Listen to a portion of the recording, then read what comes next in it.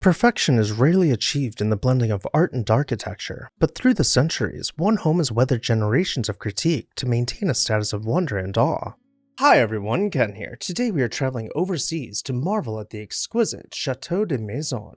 Hit that subscribe button and let's explore this house. The Chateau's story begins with René de Longueil, a high-ranking member of the Paris Parliament and a man of considerable means. In 1630, René, fueled by the fortune inherited from his wife, Madeleine Blanc de Rêvecoeur, embarked on an ambitious project to construct a magnificent chateau on his family's estate outside of Paris. The goal was not just to create a residence, but a symbol of the family's elevated social status, capable of hosting the king himself. François Mansart, a pioneer in French Baroque architecture, was chosen for this monumental task. Mansart's designs, renowned for their balance and elegance, were meticulously planned from the facades and framework to the intricate ironwork and sculptural compositions. The result was a masterpiece of architectural balance, with the chateau's grand design reflecting both power and sophistication.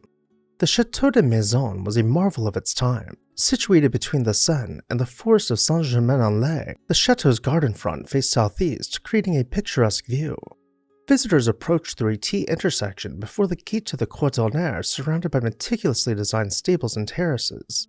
The central block of the chateau extends symmetrically into short wings with distinct rooflines and tall chimney stacks, creating a broken facade that harkened back to the designs of Pierre Lescot and Philippe Delhomme. After René de Longueil's death in 1677, the chateau passed through various hands until in 1777 it became the property of Charles Philippe, the future Charles X of France and brother of King Louis XVI, who initiated significant interior transformations under architect François-Joseph Bélanger. However, financial difficulties halted these renovations in 1782, leaving the chateau in a state of neglect. The French Revolution brought further turmoil. Confiscated as national goods, the chateau was sold in 1798 and changed hands multiple times.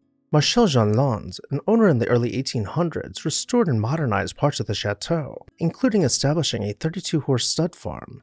By 1818, the chateau was in the hands of Parisian banker Jacques Laffitte, who began developing the surrounding park into building lots, leading to the demolition of the once magnificent stables. The chateau faced the threat of demolition in the early 20th century until the French state intervened, purchasing it in 1905 to preserve this architectural jewel. After undergoing significant restoration work, the chateau was restored to its former glory. Inside, the chateau's restored beauty is equally as impressive. The grand central entrance vestibule, originally enclosed by fine wrought iron grilles which are now housed in the Louvre, immediately sets the tone for the interior. Above us, eagles are positioned in each corner, framing scenes from antiquity depicting the four elements, with Neptune clearly visible in the image representing water. Let's continue across checkered marble floors and up a few steps to find the grand staircase. From here we'll make our way up the marble stairs, admiring the fine, intricate craftsmanship of the balustrade. But let's not forget to look above us. We find delicately carved cherubs playing out whimsical scenes on each pediment. And beyond them, an oculus defines the perimeter, exaggerating the height of the stair hall into the shadowy upper floors. Up here on the first floor is where we will find the grandest of spaces. We will start our tour with the salle à manger, also known as the dining room. This breathtaking interior is clad in stone, painstakingly carved by artists hundreds of years ago. No surface is left unadorned, from robust niches housing statues to a coffered ceiling and set with ornate relief. We will find the chateau rivals any museum or mansion for beauty. As we travel through its great halls, we arrive in the Grand Salle, a spacious room where we can imagine French court life unfolding between pastoral murals and gilded wall panels. And while it might be easy to overlook, the details are what distinguishes the Grand Salle beyond its historical significance. Of course, not all could be so formal. After all, the chateau was designed to be a home, with billiards for recreation. Being so, the home is broken up into various apartments for its residents, each one offering distinctive characteristics. The appartement à trois features classical elements mixed with whimsy as we find griffins resting within the upper mantel's pediment. The appartement des femmes, designed for the ladies and in shades of rose, is one of the few places within the chateau where we will find overstuffed furniture, ensuring the utmost comfort for the ladies of Château de Maisons. The apartments continue into chambers, each one outdoing the last. Though perhaps the most stunning of these is the Chambre du Roi, or the King's Chambers. As the morning light pours in, each intricate detail begins to make its form known.